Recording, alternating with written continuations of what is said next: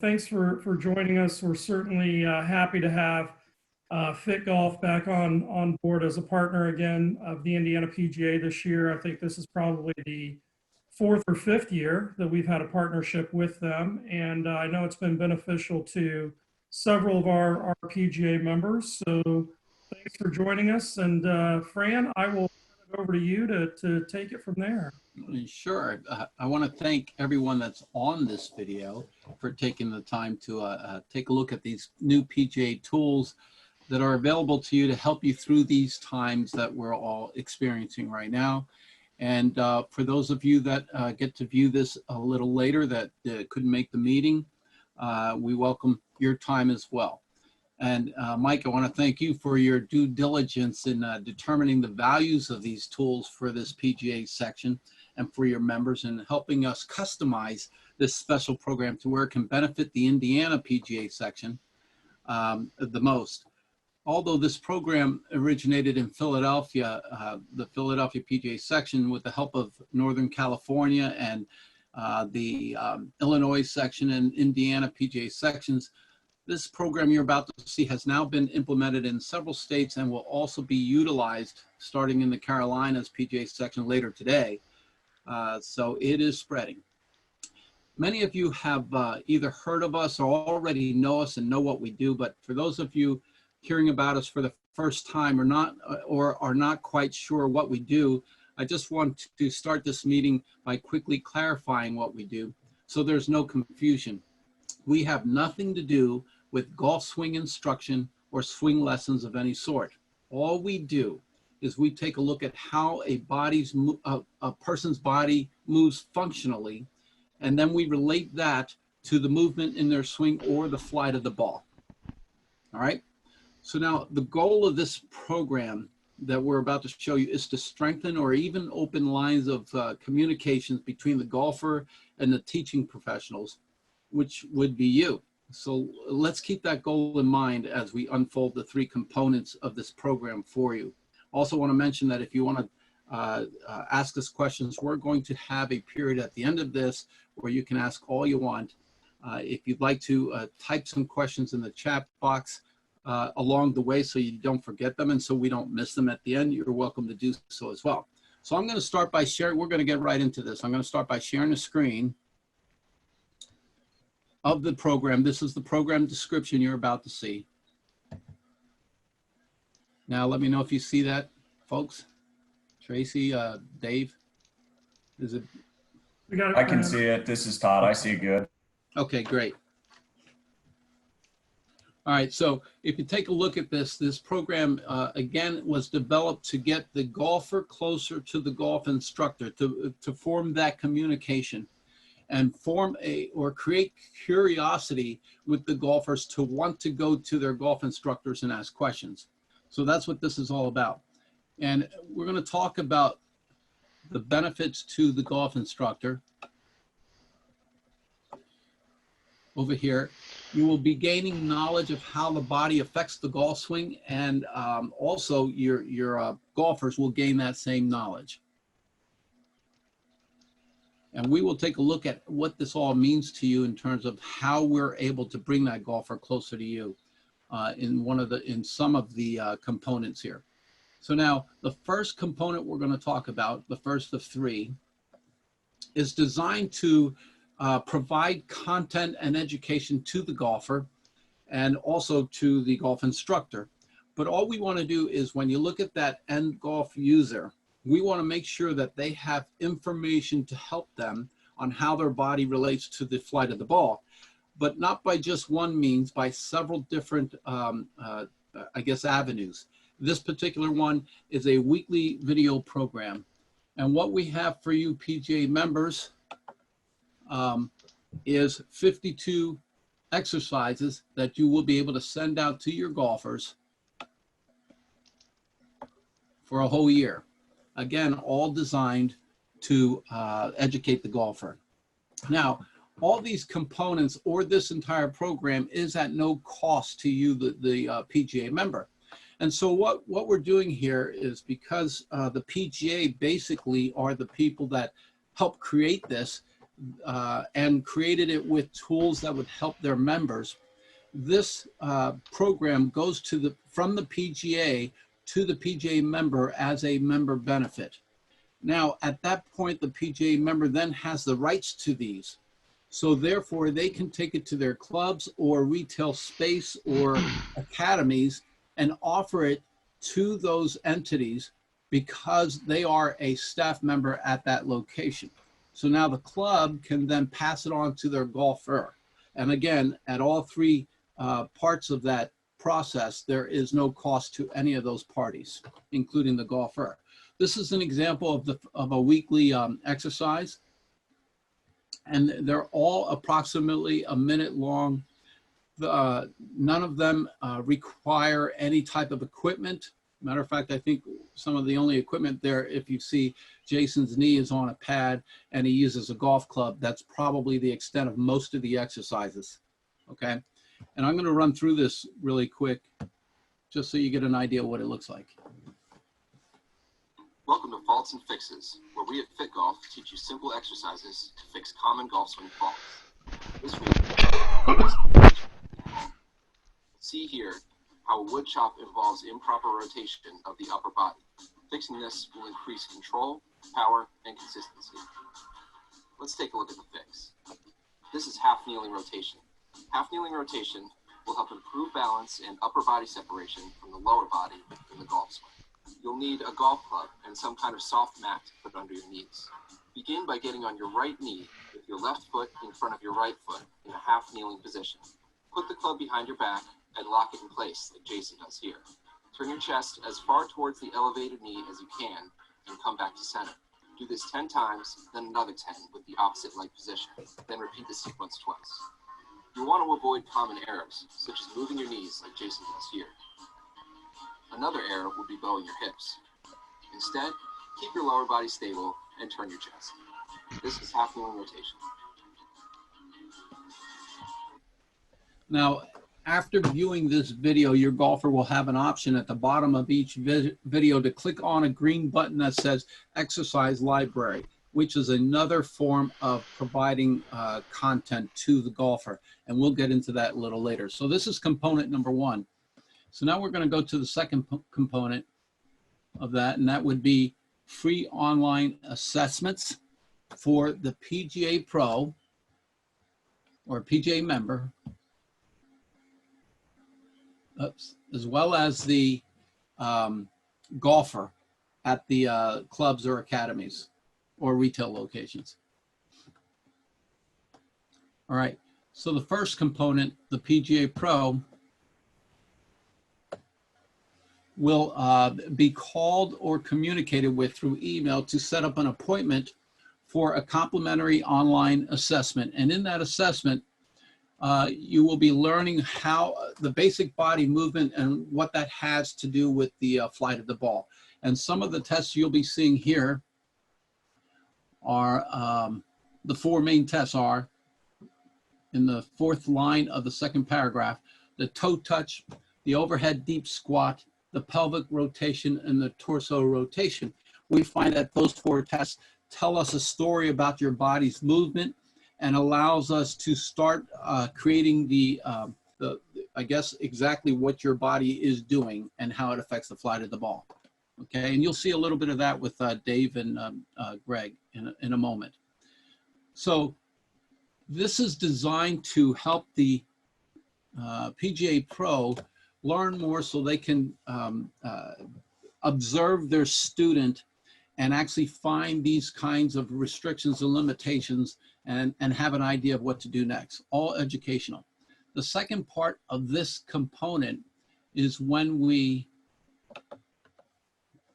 PGA member provides this same benefit to the golfer on a complimentary basis, and the golfer can then go through an online half-hour assessment with the same tests. As you notice down here, it's the same exact four tests. But the biggest difference here is that since our goal is to bring that golfer closer to the golf instructor, we want to have a plan in which to do that. And so what happens is as golfers come through this assessment, there is a percentage of those people that actually want to continue on with us and take a second session and then a third. Our, what we call a script, our presentation to that golfer is that we will mention to them that on that second session that we would like their golf pro to join us, and can you please give us their contact information so we can invite them. Now, if that golfer does not have a golf instructor, we will then invite the PGA member from the club that they belong to.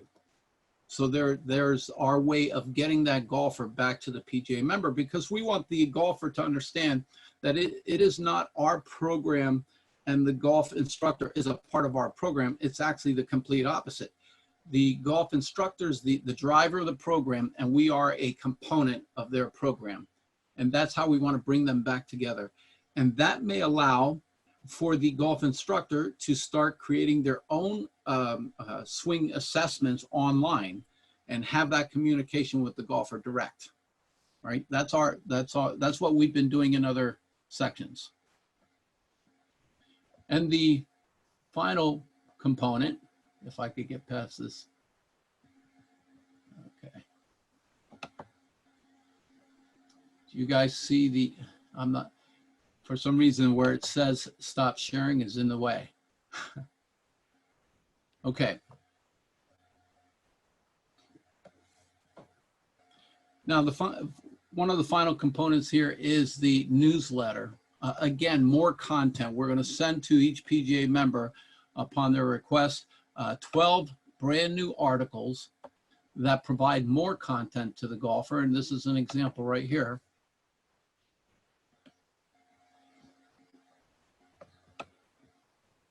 This particular article is about spine mobility, shoulder turn, thoracic spine area, restrictions and issues in the thoracic spine area. All of these articles are of high quality, and all of them include at least one video, exercise video. In this particular case, we have 3 of them pertaining to thoracic spine restrictions or fixes. These are fixes. All right, the part I like about this is even though we provide the videos for that subject, there are also more exercises that we include that actually create a small program just for that area for dealing with the thoracic spine in this article's case. So the PGA member will get 12 of these to provide to their golfers through a newsletter platform. Now, at the end of each article, the golfer will have access to a comprehensive exercise library. Hundreds of exercises are in this library. Now, here's an example. So now they have access to this exercise library after a newsletter article, but they also have it after every exercise video that is sent to them on a weekly basis, which is the initial component that we spoke about. And that leads them to this library right here. The exercises are broken out into 9 categories, as you see here, which include specific parts of the body and balance and conditioning. All right, they're also broken out into this first category, specific parts of the body, and that looks like this. And what we've seen here as people start to utilize this exercise library is they don't go on for one exercise. The average is about 7 downloads. So a golfer might look at this and get totally interested in maybe just core. Well, I'm not going to click on it now because you can take a look at that on your own since you have the link to get there. But we can look at exercises at parts of the body, broken into parts of the body. And therefore, if they find something in core, they may end up downloading 2 exercises or 15 exercises. I've seen as high as 20. So it gives, again, another avenue in which the golfer has content coming in, and that content arouses curiosity enough to bring that golfer to the golf instructor and ask questions. And that's what we really want to do. So I'm going to pass this over to Dave.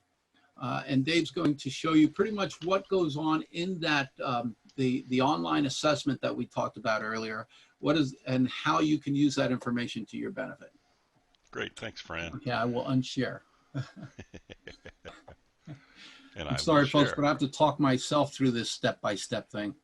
Well, good morning. I appreciate you being here. So I thought we'd take a minute. Fran, I assume you can hear me? Yes. Okay, good. I thought I'd take a few minutes and just kind of go through what this assessment looks like. I want the thing to be most clear here is that what we're showing you is a method to work with people when we can't be face to face with people. That method can be used in golf instruction as well as fitness. And, we're going to try to show you the ins and outs of that at this point. So let's see, how do I go forward here? There it is. So basically we're doing video conferencing for golf fitness. In your case, it would be golf instruction. We've noticed and learned that we can work with golfers and help teaching professionals connect with their members. We've learned that golfers can work on their body and their golf swing while courses are closed through the pandemic and beyond. We want PGA professionals involved in the programs in the very early stages with these clients. Some of these clients will be your students already, and some of them might be members of your organization or club that you haven't worked with. And a lot of times we try very hard to speak with the golf instructor before we actually go online with your member. It's a simple setup. You need some sort of a computer that has video capability, a tablet, a phone, something with video and audio capability. The linchpin for us has been the speed of the internet connection, and this is one of the cases where higher is better or faster is better because it allows smoother connections. We've used software like Zoom or Hangouts or Skype, FaceTime, any other kind of video conferencing software could work. And then the client doesn't really need to, for our work, doesn't need to have a really big space. And if you wanted, you could have the client take their phone or computer outdoors, and you could actually have them work outdoors in their backyard while you're sitting on video watching them work. What I'm showing you in the picture here is a young woman who we're doing a fitness session with, and it's in her living room or family room. You can see her exercise equipment in the backdrop, and she's doing an exercise, and it doesn't take a lot of space. So very simple. And what you need to understand about this is that we're doing an assessment where we're looking at what the client's history and goals are. We're testing functional movements to see how their body moves in relation to the golf swing. Then we sit down and review the findings with these clients. And if they want to do more with us, then we'll write up the full evaluation for them and send them a summary of the evaluation, do a first exercise program, schedule their next session, at which point those sessions become paying sessions. We always get the question, how do you guys make money? Well, we're happy to do the initial session of assessment complimentary. If they want to do follow-up work for exercise and training, those sessions do have costs associated with them. And when we get on that very first exercise session, we invite their teacher, and if they don't have a teacher, the club from the pro from their home club, in to do some swing instruction with them. It's very easy to do this testing. The tests that we're looking at are very amenable to video. So the thing you need to think about most is, in your instruction, what can you do that's easy to see on video? For us, key movements are functional movements. These are movements that affect athletic motion. They're generally components of the movements that we want, but they're not the actual golf movement. And an example of that would be a toe touch. We know very clearly the toe touch is a movement that's relevant to the golf swing, and based on all the research we've been involved in and others, it's completely and totally related to the spine posture stability anywhere in the golf swing. It's neurologically controlled, these functional movements. They're limited by our anatomy. People have range of motion problems, past injuries, weaknesses, asymmetries in their body, and all of those things limit functional movements. And so these functional movements can also be a problem on one side of the body, but not the other. And what's really interesting is when we look at vast groups of, numbers of people, it seems like the majority of people have these functional problems, and they've become the norm in our society, which is really kind of odd. If we looked 100 or 120 years ago, we probably wouldn't see those as the norms in society because we're more an agricultural industrial society. And then there is a coordination component to functional movement. So, to us, functional movements probably are the single most important aspect of learning any kind of athletic motion, golf being one of those. and there are specific functional movements related to specific parts of the golf swing. We'll take a look at that. So if you're familiar with the Titleist Performance Institute's work, they've identified 12 functional movements for golfers. These are the 12. I know there are a couple of minor changes in nomenclature and testing on things like pelvic rotation or hip rotation, but in general, this is the 12 tests they do. And vast majorities we can see on video with someone standing side view or down the line view or lying down on their side or whatever. These work well. So let's look at what we call our 4 top level tests. First is a toe touch. We know that the toe touch is related to a golfer's ability to maintain spine posture to the top and to impact. And we also know that if golfers fail the toe touch, inability to touch their toes with knees straight, they're going to early hip extend at a higher rate than any other test out there. What we know is the toe test requires mobility in the spine, the hips, and the hamstrings. It requires stability in the pelvis, knees, and feet, and there has to be a really good weight shift. So that's a toe touch. The second test that we look at, again, really easy to see, is an overhead deep squat. Although the picture is a arms crossed deep squat or hands behind head deep squat, it's a function. This is a part of that test. And what we know is that when a golfer fails this test, they're going to have early hip extension almost all the time. What's interesting is with a toe touch, it's even more than that. The overhead deep squat requires mobility in the hips, the ankles, and the lats. That's the area along the side of the rib cage. And they require stability in the knees, pelvis, and the core. So we have 2 tests that tell us about a golfer's stability, consistency, and the ability to reproduce movement over and over and over again. And then we have 2 tests we're going to look at, one called pelvic rotation test, which is a test that looks at power issues in the body and sequencing issues in the body. And golfers who struggle with this really struggle with sequencing and power, and that's their primary complaints. This test requires thoracic mobility and hip mobility. In other words, the chest has to be really mobile, as does the hips, and there has to be good pelvic core and knee stability. And then the final top level test that we do is torso rotation.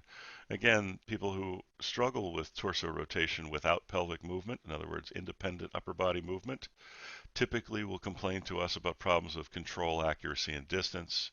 And this requires great thoracic mobility along with scapular or shoulder blade and pelvic stability. So these are the 4 top level tests. And then there are 8 other tests that we look at that we can all do online very easily. Depending on what we see in those first 4 tests, we'll do a variety of these different tests and maybe a few other things as well. Put somebody in a plank position and time them to see what their core strength looks like, etc. So there are a lot of other tests that can be done online.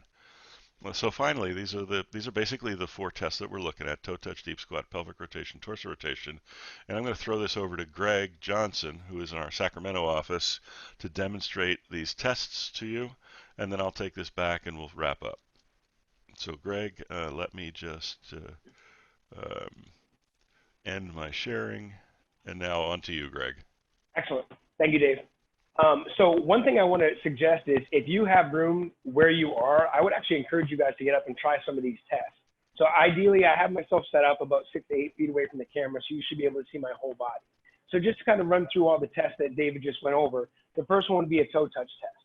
And usually how I instruct that is I'll tell them, starting facing me, and I'll usually encourage a couple different viewpoints.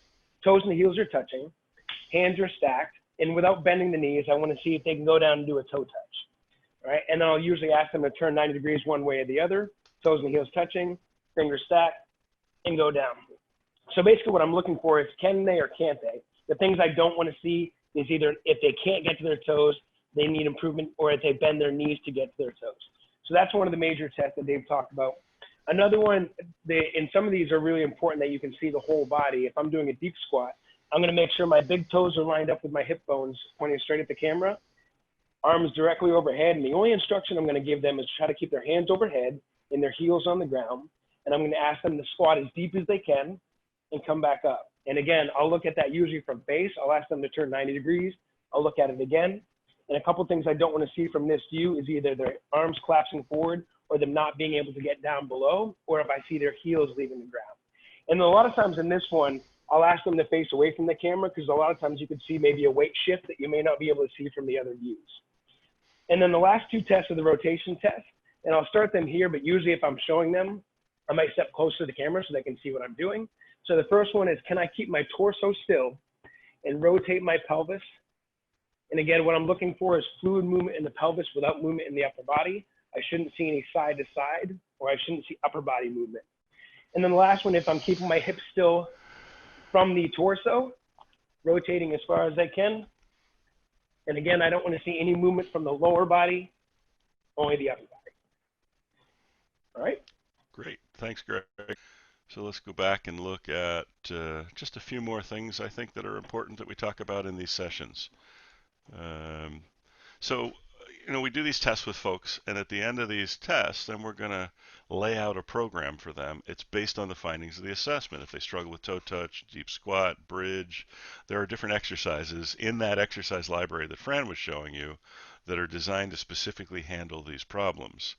All the training that we do with folks is functional progressions based on developmental training. That means that we start people in easy positions, lying on their back, lying on their side, that they can do successfully, train those movements and move through a series of positions from on their back and stomach to on two knees, on one knee, and standing, and then finally in athletic positions, doing something that promotes toe touch, deep squat, pelvic rotation, and torso rotation. Because what we know is when those four things are good, people are more able to swing the golf club correctly and take golf instruction correctly, and really implement what they've learned in instruction.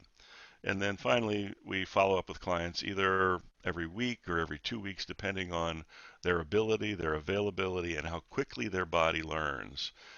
Some people take these exercises and in 5 days email me and say, hey, I'm ready, and I knew things, these are easy. And other people at 2 weeks, they're ready. Once in a while, I get one who's a 3 or a 4 weeker. As part of the program, we send folks an email. This is the body of one of the emails.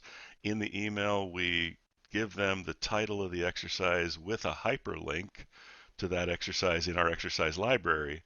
And then as we're teaching them online how to do these exercises, we talk about specifics. Drive the non-stance hip up when you extend the knee, and they'll have heard that from me several times in doing the exercise. And so I try to put down the verbal cues into writing for them so they remember, and then we give them sets and reps. And again, if there's multiple exercises on a page, we'll tell them which one it is, so on and so forth. So that's the exercise program that they get, and then their commitment is to do this program at least 4 days a week. 6 or 7 days a week is better, and most of them actually do that, which surprises a lot of people, but they get compliance once we understand really what they want and what their issues are. In their golf instruction, you might be able to give them links to videos that you've put together and send them an email like this with some specific instruction in it on how many to do and how often to do it, and any specifics you talked about in the session. You might have putting drills, you might have full swing drills. There are all kinds of things that you can embed in these emails that we send out to the customers. You might work with juniors. I know in my own personal work, I have probably 75% of the people I work with online are under the age of 18. There are referrals that come in from all over the place, and there's one basic rule I have in dealing with juniors under 18. Once they're 18, it's not so important, but once they're under 18, they always have to have their parent in the room. If the parent's not in the room, like I'll even ask the parent, hey, Cheryl, what's happening with your child? What's happening with Joe, or whatever, and try to get feedback from the parent on what's happening as a way to validate that the parent's in the room. Doesn't have to be on camera, just in the room. And then we have a rule with the student is that every single communication between us and that junior golfer, whether it be email, text message, phone call, or any other method, has to have the parent carbon copied. Sometimes both parents want to be carbon copied. And we do that, to make parents comfortable, to make students comfortable, and really for everyone's protection. So this is a real critical when you're not working face-to-face with people. It's too easy for someone to say, oh, he did this or she did that, and having another person in the room really handles that for you. It's for your safety. And so that's really all I have for you. And so I'll give you our contact information. This will be in the video that's sent out. If you want any specific information, you can check with the section office and they can give that to you, or we can send this slide out to everybody, however you guys want to deal with that. And oh, this isn't, sorry, Greg, you should be in here. This is Jason, who works